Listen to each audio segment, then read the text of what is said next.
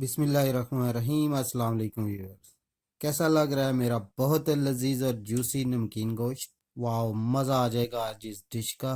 चलें बनाते हैं। तो इंग्रेडिएंट्स में ले लें कोई सा भी गोश्त 2 किलो, लहसुन एक पूरी गट्ठी, अदरक 2 इंच का टुकड़ा, कुटी काली मिर्च 1 टीस्पून, नमक हस्बे जायका या 1 चम्मच, हरी मिर्च 3 अदद, तेल या घी आधा कप और टमाटर 4 अदद। तो लहसुन और अदरक की पेस्ट बना लें और हरी मिर्च और टमाटर को छोटा छोटा काट लें प्लीज़। मीडियम आंच पर घी या तेल जो भी डालना है उसको गर्म कर लें और गोश्त डाल लें उसमें और इसको 5 मिनट तक भूनें। उसके बाद पेस्ट लहसुन की और अदरक की डाल लें उसके अंदर और मिक्स करके थोड़ा सा पकाएं।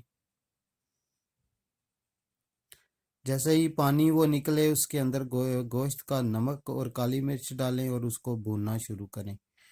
थोड़ा सा भुने पानी निकले तो इसको कवर कर दें। आधे घंटा भूनने के बाद आपने देखना है काफ़ी सारा गोश्त भून चुका होगा। ठीक है, जब देखें इस तरह का होगा तो आपने इसमें कटे हुए जो टमाटर थे वो डाल देने हैं। ठीक है, कटे हुए टमाटर डालने के बाद आप इसको मिक्स करें और दोबारा से आधे घंटे के लिए इसको ढक दें और पकने दें इसको। आधे घंटे के बाद ये ज़बरदस्त किस्म का रेडी हो जाएगा। पानी काफ़ी होगा, इसको ड्राई थोड़ा सा करें, फिर इसके अंदर हरी मिर्च जो कटी है वो डाल लें। अगर आप धनिया डालना चाहते हैं तो वो भी उसमें ऐड कर लें, धनिया भी, और इसको खुला ही थोड़ा सा पकने दें, पानी ड्राई करें तो आपका बहुत लजीज गोश्त जो है वो रेडी है।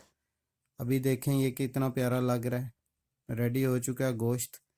वाह, देखें इसका करी कितनी लजीज लग रही है। वाह, देखें डिश आउट मैंने कर ली है।